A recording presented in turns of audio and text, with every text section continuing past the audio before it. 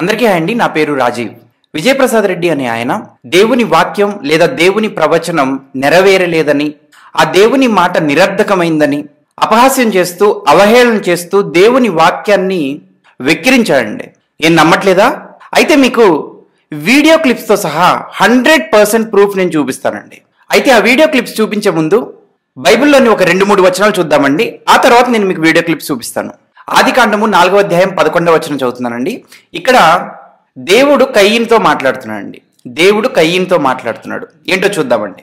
కావున నీ తమ్ముని రక్తమును నీ చేతిలో నుండి పుచ్చుకొనుటకు నోరు తెరిచిన ఈ నేల మీద ఉండకుండా నీవు శపింపబడిన వాడవు. దేవుడు కయీనుతో ఏం చెప్తున్నాడండి? నువ్వు నీ తమ్ముడిని చంపేశావు కదా, అందువలన కావున నీవు ఏ నేల మీద అయితే నీ తమ్ముని రక్తాన్ని ఒలికించావో ఆ నేల మీద ఉండకుండా నీవు శపింపబడిన వాడవు.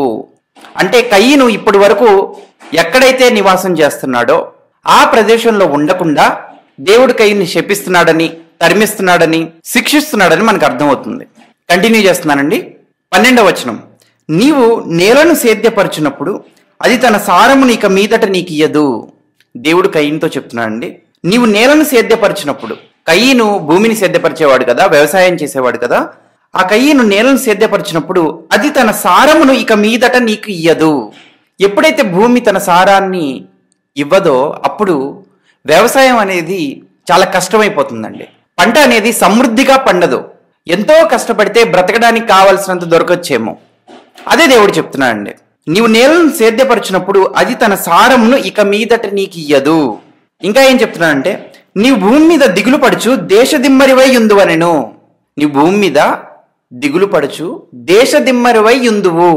అంటే ఇక మీదట నువ్వు భూమి మీద దేశదిమ్మరై ఉంటావు. అంటే ఒకే దగ్గర నివాసం ఏర్పరచుకొనలేవు అని చెప్తున్నానండి. అర్థమవుతుంది కదండి? దేవుడు ఇక్కడ కయీనుని శిక్షిస్తున్నాడు. ఈ శిక్షలు మనకి 3 రకాలుగా కనిపిస్తుంది. మొదటిది ఏంటి అంటే, అప్పటి వరకు కయీను ఎక్కడైతే ఉన్నాడో, ఎక్కడైతే నివాసం ఉన్నాడో ఆ నేల మీద ఉండకుండా తరిమేస్తున్నాడు. అది మొదటిది. రెండవది, నీవు నేలను సేద్యపరిచినప్పుడు, అంటే కయీను ఎప్పుడైతే నేలను సేద్యపరుస్తాడో అప్పుడు అది, అంటే ఆ భూమి తన సారమును ఇవ్వదు. అంటే ఇక మీదటి నుంచి కయీనుకి వ్యవసాయం అనేది చాలా కష్టమైపోతుంది, సమృద్ధిగా పంట పండదు అని మనకు అర్థమవుతుంది. అలా నేల అనేది సారం ఇవ్వదు కాబట్టి ఎక్కడైనా కయీను వ్యవసాయం చేస్తే ఆ నేలలో ఉన్న కొద్ది సారం కూడా అయిపోతే ఇంకా మళ్ళీ అక్కడ వ్యవసాయం చేయలేడు కాబట్టి వేరే ప్రదేశానికి వెళ్ళి వ్యవసాయం చేయాల్సి వస్తుంది కయీనుకి. అందుకే ఒకే ప్రదేశంలో ఎక్కువ సంవత్సరాలు ఉండలేడండి. అలా ఉండలేడు కాబట్టి నీవు భూమి మీద దేశదిమ్మరివై యుందువు అనేది మనకి 3వ శిక్షగా మనకి కనిపిస్తుంది. ఇప్పుడు దేవుడు ఎప్పుడైతే కయీనుకి శిక్షలు వేశాడో, దేవుడు ఎప్పుడైతే ఈ ప్రవచనం చెప్తున్నాడో అది ఖచ్చితంగా నెరవేరుతుందా? దేవుడు ఏదైనా ఒకటి చెప్తే, అరే భవిష్యత్తులో నీకు ఇది జరగబోతుందని దేవుడు చెప్తే అది ఖచ్చితంగా నెరవేరుతుందా లేదా? ఖచ్చితంగా నెరవేరుతుందని ప్రతి క్రైస్తవుడు ఒప్పుకుని తీరుతాడు. కావాలంటే ఒక 2 వచనాలు చూద్దామండి. యెషయా గ్రంథం 55వ అధ్యాయం 10వ వచనం, వర్షమును హిమమును ఆకాశము నుండి వచ్చి అక్కడికి ఏలాగు మరలక భూమిని తడిపి విత్తువానికి విత్తనమును భుజించువానికి ఆహారమును కలుగుటకై అది చిగిర్చి వర్ధిల్లునట్లు చేయును, అలాగే నా నోట నుండి వచ్చు వచనమును ఉండును. దేవుని నుండి వచ్చే వచనం ఎలా ఉంటుందో ఇక్కడ మనకి చాలా స్పష్టంగా కనిపిస్తుందండి. కంటిన్యూ చేస్తున్నాను.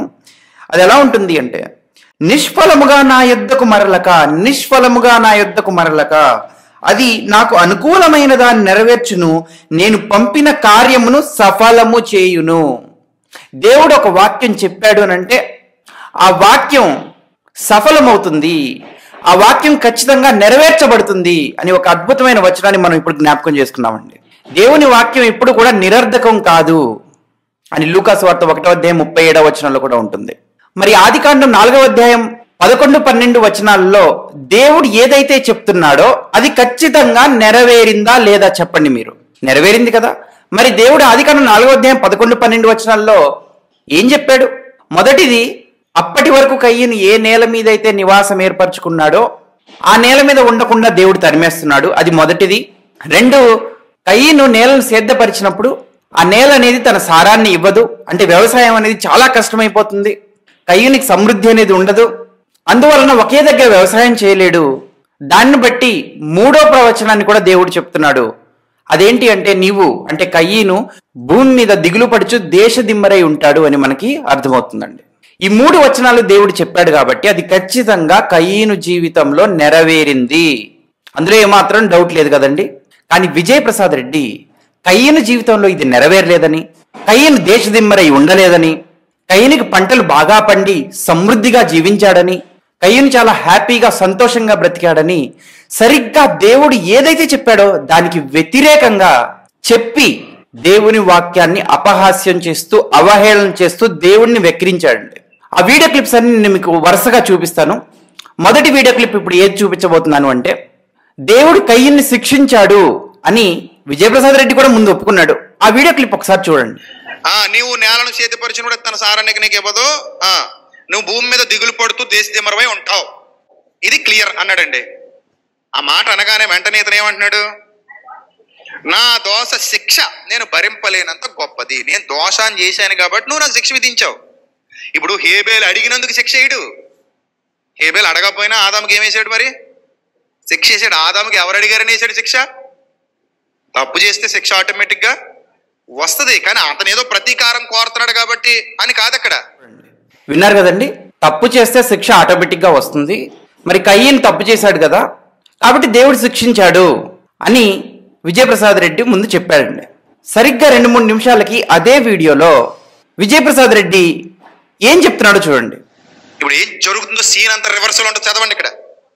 అప్పుడు కయ్యను 16వ వచనం, యెహోవా సన్నిధిలో నుండి బయలుదేరి వెళ్ళి ఏదేనుకు తూర్పు దిక్కున నోదు దేశంలో కాపురం ఉన్నాడట.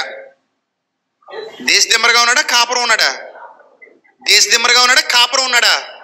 కాపురం ఉన్నాడట. విన్నారు కదండి, సీన్ అంతా రివర్స్ లో జరుగుతుందంట అని ఆదికాండం 4వ అధ్యాయం 16వ వచనం చూపిస్తూ, మనం దీనికి ముందు ఆదికాండం 4వ అధ్యాయం 11, 12 వచనాలు చూసామండి.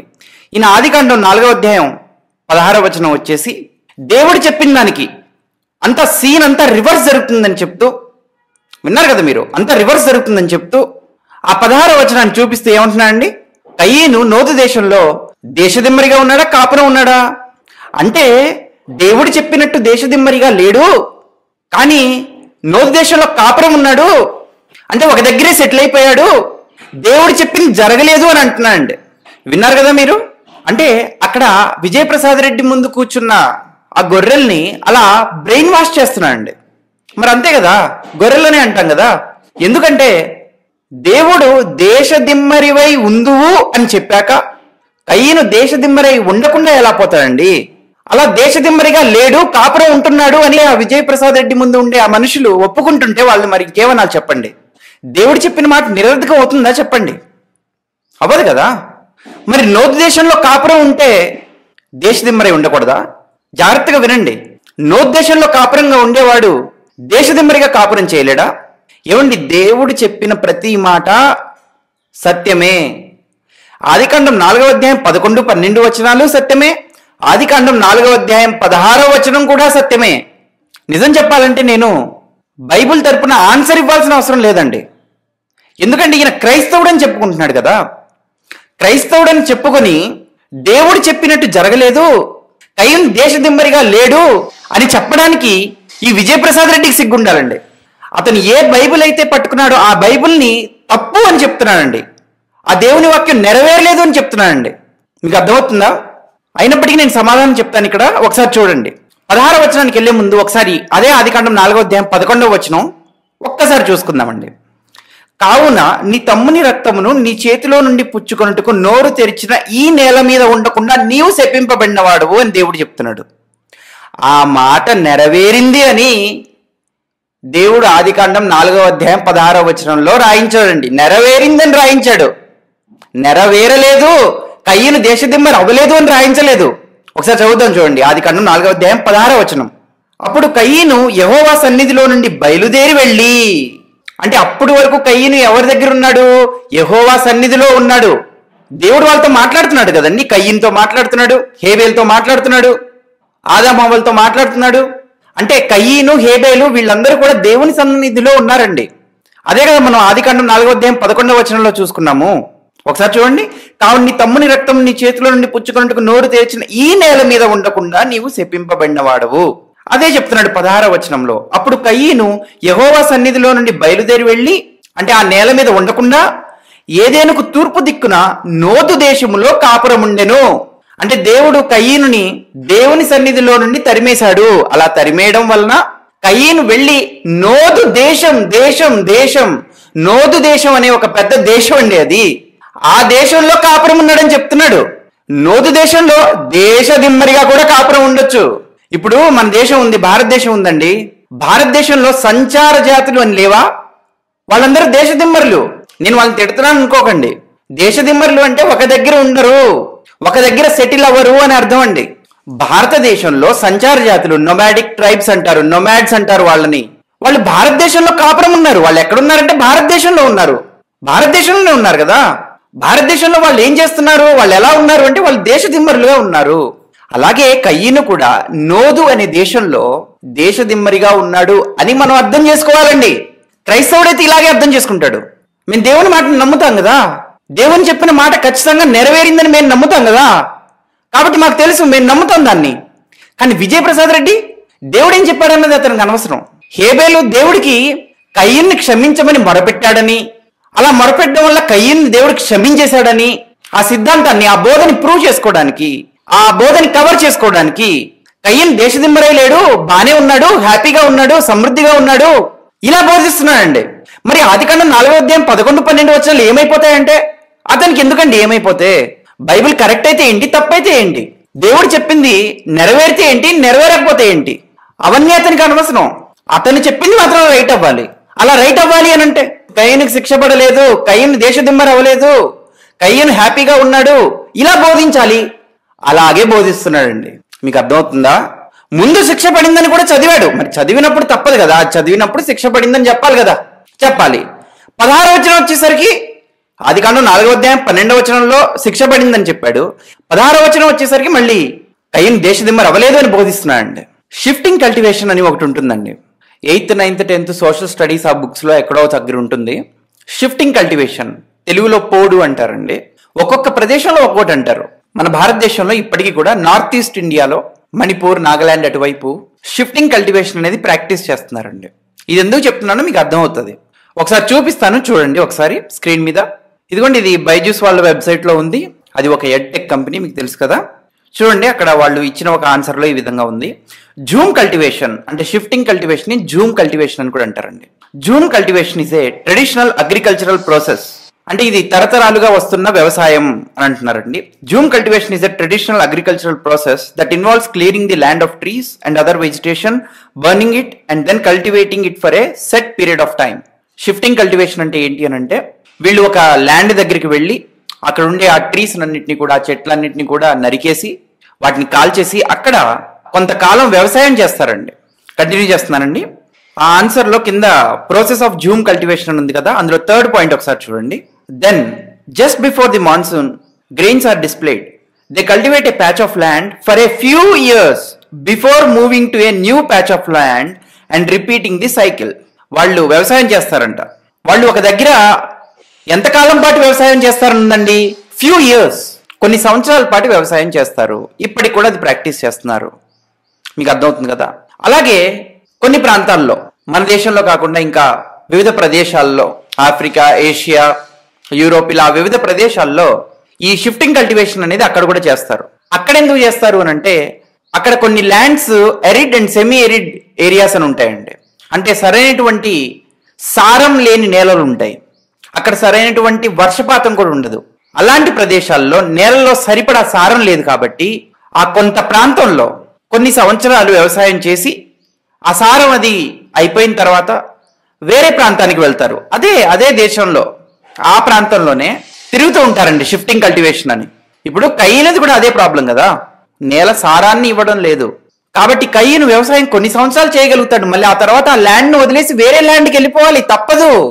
అది కూడా సరిగా సారాన్ని ఇవ్వదు, ఎందుకంటే దేవుడు చెప్పించాడు కాబట్టి. అక్కడ కూడా కొన్ని సంవత్సరాలు వ్యవసాయం చేసుకుని మళ్ళీ వేరే దగ్గరికి వెళ్ళిపోవాలి. ఇది ప్రాక్టీస్ చేస్తున్న కొన్ని సంచార జాతులు ఉన్నాయండి, కొన్ని జాతులు ఉన్నాయండి, ఇప్పటికీ ప్రాక్టీస్ చేస్తున్నాయి. అవి మన దగ్గర అంటే అడవులు అవి నరికేసి చేస్తారు. కానీ ఆ arid and semi arid areas అని ఉంటాయి కదా, సరైనటువంటి నేల సారం ఉండదు, వర్షపాతం ఉండదు, ఆ ఏరియాస్ లో వెజిటేషన్ సరిగా ఉండదు. అలాంటి ఏరియాస్లో కొన్ని సంవత్సరాలు అక్కడ వ్యవసాయం చేసి మళ్ళీ వేరే దగ్గరికి వెళ్ళిపోతారు. వాళ్ళు ఆ దేశంలోనే ఉంటారు, ఆ దేశంలోనే ఆ ప్రాంతంలో నివసిస్తుంటారు, కానీ వాళ్ళు ఒక దగ్గర సెటిల్ అవ్వరు. అర్థమవుతుంది కదండి? ఈ విధంగా మనం బైబిల్ని అర్థం చేసుకోవాలండి. నిజమైన క్రైస్తవుడైతే ఈ విధంగా బైబిల్ని ఇంటర్ప్రెట్ చేస్తాడు. ఎక్కడ కాంట్రాడిక్షన్ లేదండి బైబిల్లో, ఎక్కడ అసలు కాంట్రాడిక్షన్ లేదు. ఒక వచనానికి ఇంకో వచనం వ్యతిరేకం అనేది ఉండదు. దేవుడు కయ్యన్ని దేశదిమ్మరివై ఉంటావంటే ఆయన దేశదిమ్మరిగానే ఉంటాడు. ఇక మీదట నీకు నేల సారం ఇవ్వదంటే కయ్యునికి నేల సారం ఇవ్వదు, దేవుని వచనం నెరవేరుతుంది. కయ్యునికి నేల సారం ఇచ్చిందని, సమృద్ధిగా పంట పండిందని ఎక్కడైనా ఉందండి? కానీ ఈ విజయప్రసాద్ రెడ్డి చెప్పాడండి. ఆ క్లిప్పింగ్ కూడా చూపిస్తాను. కాబట్టి కయ్యను పరిస్థితి అదేనండి. ఆదికాండము 4వ అధ్యాయం 16వ వచనం చూస్తున్నాం కదా మనం. అప్పుడు కయ్యను యెహోవా సన్నిధిలో నుండి బయలుదేరి వెళ్ళి, దేవుడు చెప్పినట్టే కయ్యుని ఆ నేల మీద ఉండకుండా చేస్తున్నాడు. అలా బయలుదేరి వెళ్ళి ఏదేనుకు తూర్పు దిక్కునున్న నోదు దేశంలో కాపురం ఉండెను. అసలు నోదు అంటే అర్థం వాండరింగ్ అంటండి. ఇక్కడ చూడండి, ఒక దగ్గర ఇలా ఉంది, Nod is the Hebrew root of the verb to wander. Therefore to dwell in the land of Nod can mean to leave a wandering life. అసలు నాడ్ అంటే అర్థమే వాండరింగ్ లైఫ్ అంటండి. అంటే ఆ దేశంలో ఉండే వాళ్ళందరూ కూడా వాండరింగ్ లైఫ్ అంటే దేశదిమ్మరులుగా తమ జీవనాన్ని సాగిస్తారు అని మనకి హీబ్రూ లాంగ్వేజ్ లో వెళ్తే అర్థమవుతుందండి. అంటే నాకు హీబ్రూ రాదు, అక్కడ ఉన్నది నేను మీకు చూపిస్తాను. ప్రతిదానికి హీబ్రూ లాంగ్వేజ్కి వెళ్ళాల్సిన అవసరం లేదు, మనకు బైబిల్ అక్కడ చాలా క్లియర్ గా చెప్తుంది. హీబ్రూ లాంగ్వేజ్ లో వెళ్లకుండానే మీకు అదంతా నేను ఎక్స్ప్లెయిన్ చేశాను. అర్థమవుతుంది కదండి? ఇప్పుడు ఇంకా ఈ విజయప్రసాద్ రెడ్డి ఏమేం చెప్పాడో ఒకసారి చూద్దామండి వీడియో క్లిప్. కాపురం ఉన్నాడట. ఈ కాపురం ఉండి ఏం చేశాడట చూడండి. కయ్యను ఏంటి, భార్య కూడా వచ్చిందా? శిక్షలో భాగమేనమాట. భార్య కూడా శిక్షలో భాగమే. ఆ భార్య కూడా. ఇప్పుడు భార్యతో సెక్స్ కూడా చేశాడు ఈయన, శృంగారం. ఆవిడ ఏం అన్నాడట ఆయన? ఏంటి, ఒక దుర్మార్గుడికి దేవుడు ఇన్ని అవకాశాలు ఇచ్చేటట్టు మరి. వింటున్నారు కదండి? కయ్యూనికి భార్య వచ్చిందంట. కయ్యూనికి భార్య వచ్చి ఆ కయ్యూను ఆ భార్యతో కలవడం వలన పిల్లలు కూడా కంటున్నాడు. మరి ఇది శిక్ష ఏంటండి? కయ్యూనికి శిక్ష పడలేదు, అది శిక్ష కాదు.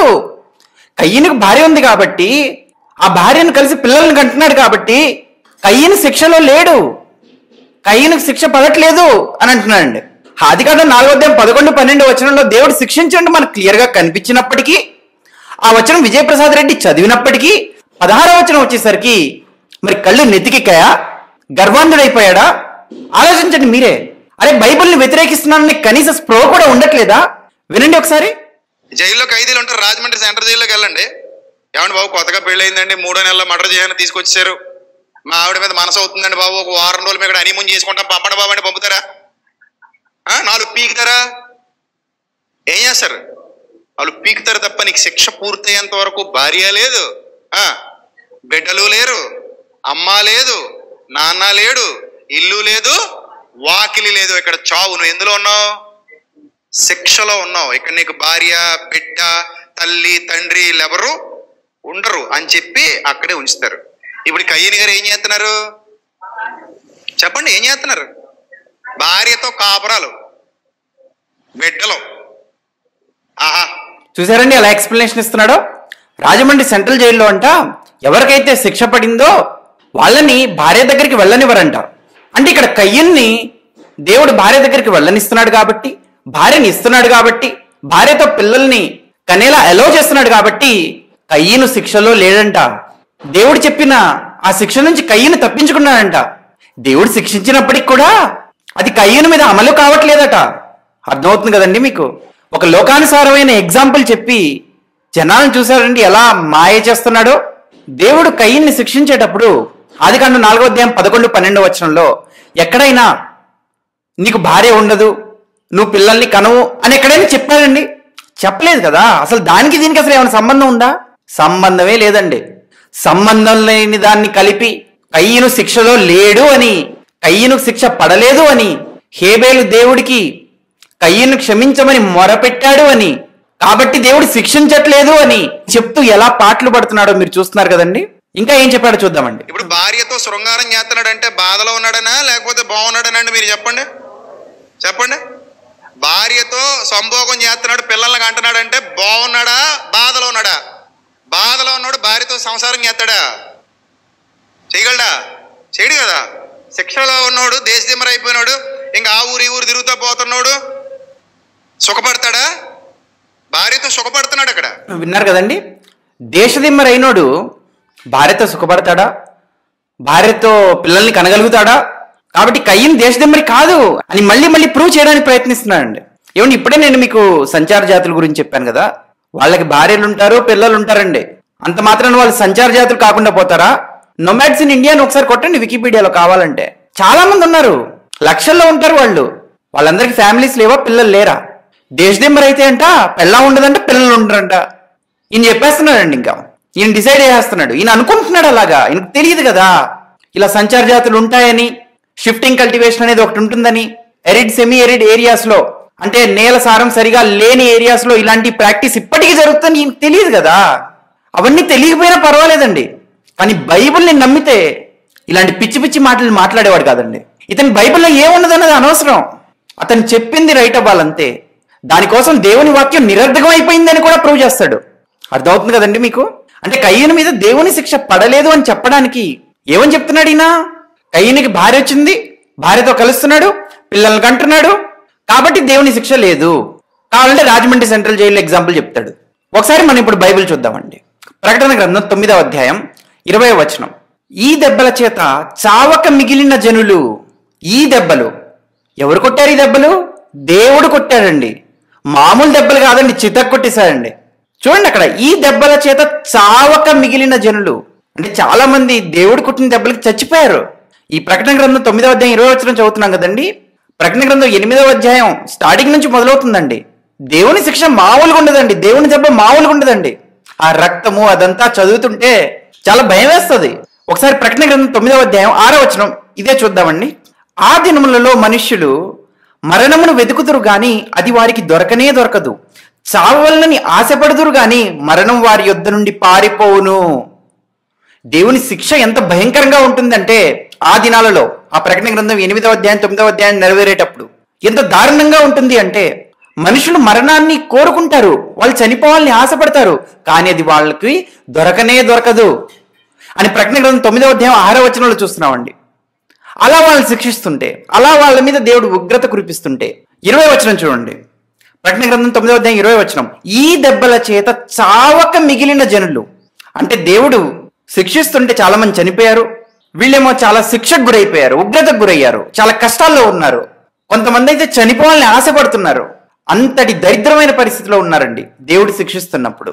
అప్పుడు ఈ దెబ్బల చేత చావక మిగిలిన జనులు దయ్యములను చూడను, వినను, నడువను, శక్తి లేనివై బంగారు, వెండి, కంచు, రాయి కర్రలతో చేయబడిన తమ హస్తకృతములైన విగ్రహములను పూజింపకుండా విడిచిపెట్టునట్లు మారు మనస్సు పొందలేదు. దేవుడు ఎన్ని దెబ్బలు కొట్టినా కూడా, వీళ్ళు ఎన్ని కష్టాల్లో ఉన్నా కూడా, శిక్ష అత్యంత భయంకరంగా ఉన్నా కూడా మారు మనస్సు పొందలేదు. ఇంకా చూద్దామండి 21వ వచనం. మారు మనసు పొందకుండా వీళ్ళు ఏమేం చేస్తున్నారు? ఇంతకుముందు చేసిందే చేస్తున్నారు. అందులో ఇంకేమేమి ఉన్నాయి ఒకసారి చూడండి. మరియు తాము చేయుచున్న, అంటే వాళ్ళు ఇంతకుముందు నుంచి చేస్తున్నారు, తాము చేయుచున్న నరహత్యలు చేస్తున్నారంట. దేవుడు ఒకవైపు శిక్షిస్తుంటే నరహత్యలు చేస్తున్నారండి. కయ్యను ఏం చేశాడండి? దేవుడు ఇంత భయంకరంగా కయ్యను శిక్షించలేదు. 3 శిక్షలు మనం ఆల్రెడీ మాట్లాడుకున్నాం వాటి గురించి. ఆ శిక్షలు అమల్లోనే ఉన్నాయి. కయ్యను బ్రతుకు దినములన్నీ కూడా చాలా కష్టపడుతున్నాడు, దేశదిమ్మరైపోయాడు, నేల సారాన్ని ఇవ్వడం లేదు, సమృద్ధిగా పంట పండడం లేదు. అలాని పెళ్లి చేసుకోకూడదని ఏమైనా రూల్ ఉందా? పిల్లలు కనకూడదని రూల్ ఏమైనా ఉందా? లేదే. మరి ఈ వ్యక్తి ఏంటి, విజయప్రసాద్ రెడ్డి ఏంటి సంబంధం లేకుండా మాట్లాడతాడు? కయ్యను పెళ్లి చేసుకున్నాడు, పిల్లల్ని కన్నాడు, కాబట్టి శిక్ష లేదంటాడేంటి? ఇది ఎక్కడ ఆర్గ్యుమెంట్? ఒకవేళ ఈ ఆర్గ్యుమెంట్ రైట్ అయితే ప్రకటన గ్రంథం 9వ అధ్యాయం 21వ వచనం చదువుతున్నామండి. మరి తాము చేయుచున్న నరహత్యలను, మాయమంత్రములను, జారచోరత్వములను. జారత్వం అంటే కయ్యను కాపురం చేశాడండి పెళ్ళాంతో, అందులో తప్పేం లేదు. మరి జారత్వం అంటే పెళ్లికి బయట చేయడాన్ని జారత్వం అంటారండి, పెళ్లికి ముందు చేయడాన్ని జారత్వం అంటారండి. వ్యభిచారం లాంటిదండి. వీళ్ళు ఇంతకుముందు కూడా నరహత్యలు చేస్తున్నారు, వీళ్ళు ఇంతకుముందు కూడా జారత్వం చేస్తున్నారు, వీళ్ళు ఇంతకుముందు కూడా చోరత్వం చేస్తున్నారు, దొంగతనాలు చేస్తున్నారు. దేవుడు అత్యంత దారుణంగా పనిష్ చేశాక కూడా, శిక్షించాక కూడా, దెబ్బలు కొట్టాక కూడా, కొంతమంది చచ్చిపోయాక కూడా వీళ్ళు మానట్లేదు. మానక చూడండి అక్కడ, మరి తాము చేయుచున్న నరహత్యలను, మాయమంత్రములను, జార చోరత్వములను చేయకుండానట్లు వారు మారు మనసు పొందిన వారు కారు. మరి వాళ్ళు మారు మనసు పొందలేదు కాబట్టి ఇంతకుముందు చేస్తున్నదే ఇంకా ఇంకా చేస్తున్నారు కాబట్టి దేవుడు ప్రకటన గ్రంథం 9వ అధ్యాయం 21వ వచనంలో శిక్షించట్లేదు అని చెప్పగలరా? దేవుడు శిక్షించాడని చెప్తున్నాడండి. శిక్షించినా కూడా ఈ దెబ్బల చేత చావక మిగిలిన జనులు అవే పనులు చేశారు, మారు మనసు పొందలేదు అని దేవుడు చెప్తున్నాడు. అంటే దీనికి దేవుడి శిక్షకి సంబంధం లేదండి. సంబంధం కనిపించట్లేదు మనకి. అన్ని సందర్భాలు ఒకేలా ఉండవు కదా. మరి కయ్యను భార్యను కలిసి పిల్లల్ని కనడంలో తప్పే ఉందండి. అలా చేసినంత మాత్రాన దేవుని శిక్షలో లేరు అని ఎట్లా చెప్తాడండి? కయ్యను సుఖపడ్డాడు అనే పదం అసలు అక్కడ ఉందండి? కయ్యను సుఖపడ్డాడని ఉందా? పెళ్లి చేసుకుని పిల్లలను కన్నంత మాత్రం సుఖపడినట్ట? అసలు కొంచెమైనా సంబంధం ఉందా? ఏదో పిచ్చి పిచ్చిగా వాగుతున్నాడు. అక్కడ ఆయన ముందు కూర్చున్న జనాలు ఆయన చెప్పింది వింటున్నారు అంతే. ఏదో మాట్లాడతాడండి. సరే ఇంకా విందాం. అప్పుడు అతడు ఈ దేశదే మరి ఒక ఊరు కట్టించాడట. ఈ దేశదే మరి ఏం చేశాడట? శిక్షలో భాగంగా ఏం చేశాడట? బుద్ధిహీనులారా, మీరు కదండి, శిక్షలో భాగంగా ఏం చేశాడట? ఒక ఊరు కట్టించాడట. ఊరు కట్టించడానికి ఎంత టైం పడుద్ది? మీ ఊరు మీరు కట్టించండి, ఎంత టైం పడుతుందో చూద్దాం. విన్నారు కదండి ఏం చెప్పాడు?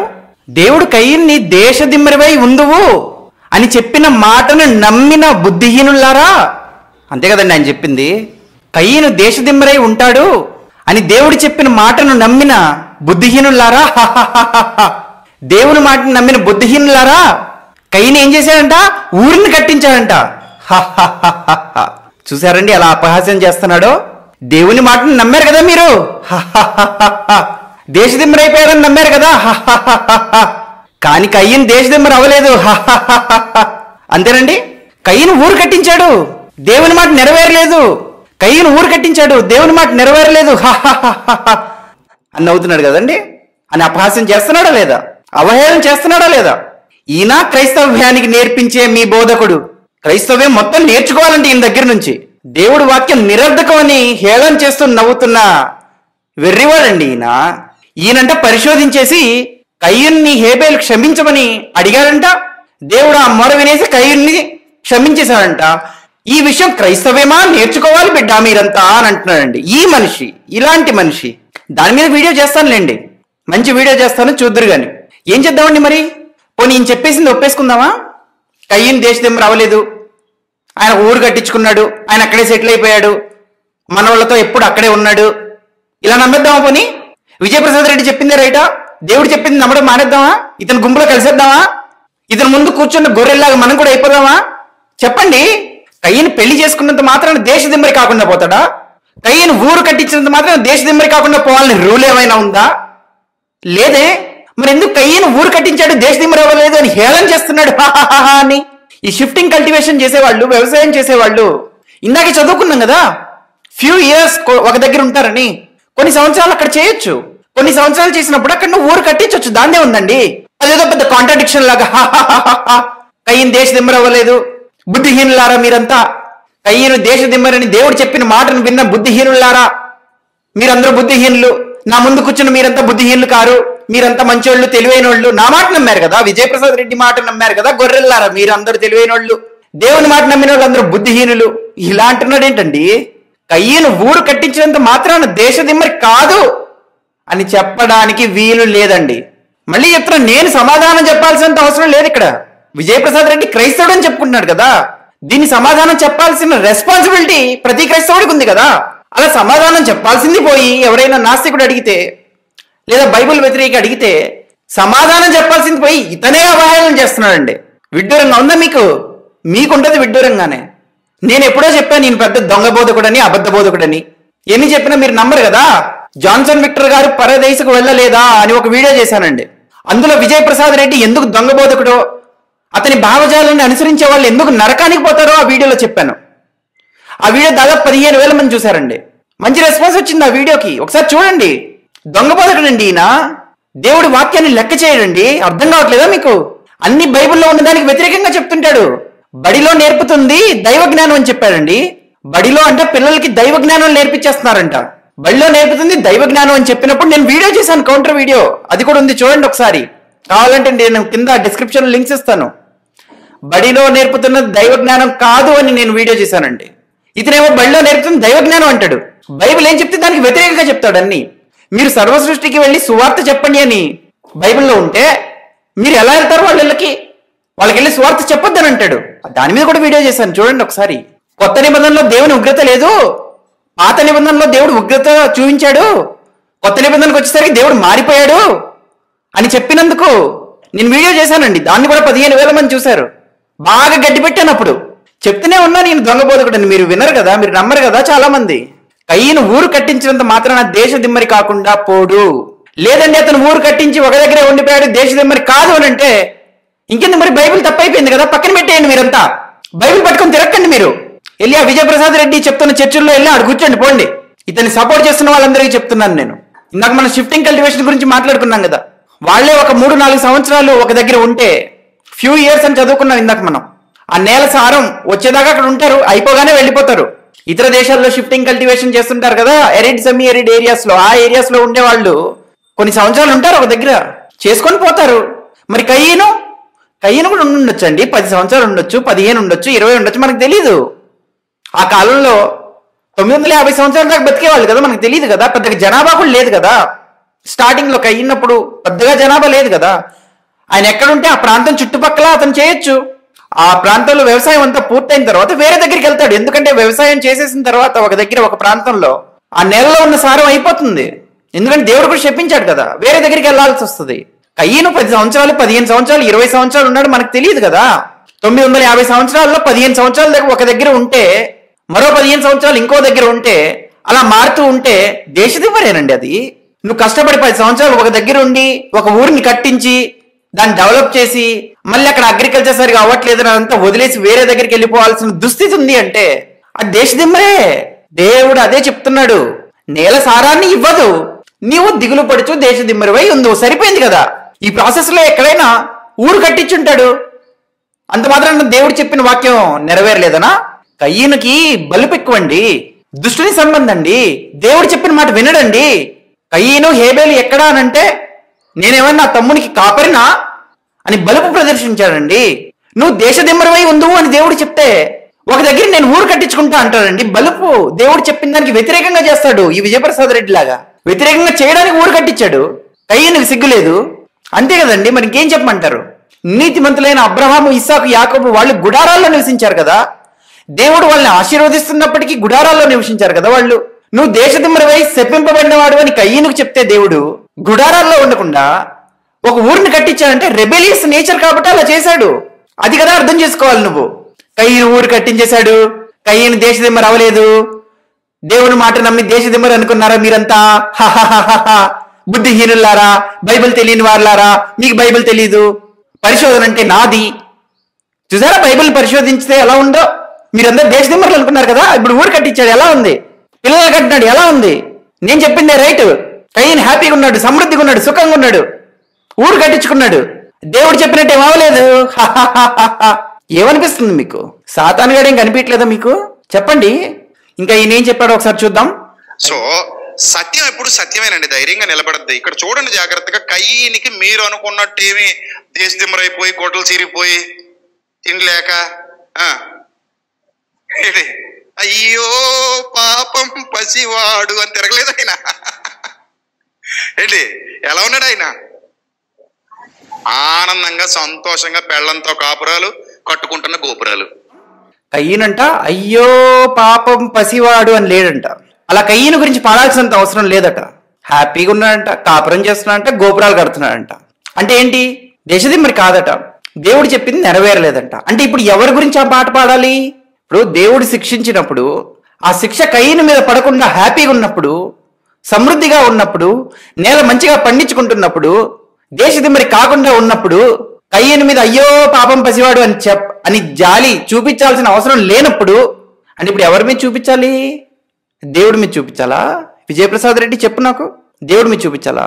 అంటే దేవుడి మాట నెరవేరలేదు కదా, అయ్యో పాపం అనాలా? ఇప్పుడు బోధకుడు అని చెప్పుకుంటూ బైబిల్ పట్టుకొని బోధిస్తూ దాని ద్వారా డబ్బులు సంపాదించుకుంటూ ఫోన్ పే నంబర్లు, అకౌంట్ నంబర్లు అన్ని ఇచ్చుకుంటూ ఇవన్నీ చేసుకుంటూ డబ్బులు సంపాదించుకుంటూ హ్యాపీగా బ్రతుకుతూ దేవుని వాక్యాన్నే అవహేళన చేస్తూ అపహాస్యం చేస్తున్నావు చూసావా? అత్యంత నీచమైన దారుణమైన పరిస్థితి అండి అది. అంటే ఇప్పుడు శిక్ష అనుకోలేది, ఏంటంటే శిక్షలో భార్యతో కాపురం, శిక్షలో పిల్లలు, శిక్షలో ఊర్లు, వాటికి పేర్లు, ఇవన్నీ శిక్షలేనండి. అయ్య బాబా ఎంత బాగుందండి శిక్ష. ఎంత లగ్జరీ లైఫ్ అనుభవిస్తుంటే దీన్ని ఏమట, ఈ గుడ్డోళ్ళందరికీ అదేంటది శిక్ష. గుడ్డోళ్ళు అంటండి. కయ్యూనంట లగ్జరీ లైఫ్ అనుభవిస్తున్నాడంట. దేవుని మాటను నమ్మి దేశ దిమ్మరిగా కష్టాలు పడుతూ బ్రతుకుతున్నాడు అని అనుకుంటున్న వాళ్ళందరూ కూడా గుడ్డోళ్ళట. అర్థమవుతుంది కదా మీకు? చాలా క్లియర్ గా చెప్పేశాడు కదా. అతని శిక్షలో లేడు, లగ్జరీగా బతుకుతున్నాడు అని చెప్పేశాడు కదా. మనవలు ముని మనవలతో ఊరు కట్టించుకుని హ్యాపీగా ఉంటే దేశ దిమ్మరి ఎక్కడయ్యాడు చెప్పు మరి? దిగులు ఎక్కడ పడ్డాడు? దిగులు పడేవాడు పెళ్ళంతో సంసారం చేసి పిల్లలకి అంటాడా? హ్యాపీగానే ఉన్నాడుగా. అది ఇంత పరిశోధన చేస్తే బైబిల్ అర్థం అవుతుంది. ఉన్నారు కదండి. ఏమని అడుగుతున్నాడు? దేశ దిమ్మరి ఎక్కడయ్యాడు చెప్పు మరి. ఎవరిని అడుగుతున్నాడు ఈయన? ఆదికాండం 4:11-12 వచనంలో దేవుడు చెప్పిన మాట కదా. అంటే దేవుడిని అడుగుతున్నాడు అనమాట. చెప్పు మరి దేశ దిమ్మరి ఎక్కడయ్యాడు? ఏమనుకుంటున్నావు విజయప్రసాద్ రెడ్డి అంటే? దేవుడు చెప్పిన మాట నెరవేరిందా? అవలేదు. నేను చెప్పిందే రైటు. కయ్యని శిక్ష పడలేదు, దేవుడు శిక్ష పడింది అని అన్నాడు. కానీ తప్పు. దేవుడు చెప్తే ఏంటి? నేను కదా చెప్పాను. విజయప్రసాద్ రెడ్డి అంటే ఏమనుకుంటున్నారు? చెప్పు మరి దేశ దిమ్మరి అయ్యాడా? అదండి ఇతని పరిస్థితి. ఒక తప్పుని కప్పిపుచ్చాలి అని అంటే ఎన్నో పాటలు పడాల్సి వస్తుంది. ఆ పాటలే ఇదంతా. దేవుని వాక్యాన్ని అవహేళన చేస్తూ, అపహాస్యం చేస్తూ దేవుణ్ణి వెక్కిరిస్తున్నాడండి ఈరోజు. ఇలా అనేకమైన వచనాలను చేశాడు. ఎన్ని వచనాలను వ్యతిరేకించాల్సి వస్తుందో నేను చూపిస్తానండి. మళ్ళీ వీడియోస్ చేస్తాను కదా. లేదు చేద్దాం, వీడియోలు చేద్దాం. ఎంత బేసిక్ ఫండమెంటల్ని లెక్క చేయకుండా ఈ విజయప్రసాద్ రెడ్డి అనే ఆయన హేబేలు కయ్యన్ని శిక్షించమని మొరపెట్టాడని, దేవుడు శిక్షించేశాడని చెప్పేశాడో, దేవుడు క్షమించేశాడని చెప్పేశాడో నేను మీకు చెప్తానండి, చూపిస్తాను. ఎంత బేసిక్ ఫండమెంటల్ని ఇతను పక్కన పెట్టేశాడో నేను మీకు చూపిస్తాను. వీడియోస్ వస్తాయి, చూద్దురు గాని. ఇలా దేవుడి వాక్యాన్ని పబ్లిక్ గా అపహాస్యం చేస్తూ అవహేళన చేస్తున్న ఈ వ్యక్తిని ఎక్స్పోజ్ చేశాను కాబట్టి ఈ వీడియోని మీరు షేర్ చేయండి. అలాగే ఛానల్ని ఫాలో అవ్వండి, సబ్స్క్రైబ్ అవ్వండి. మరొక వీడియోతో మళ్ళీ కలుద్దాం. Bye everyone.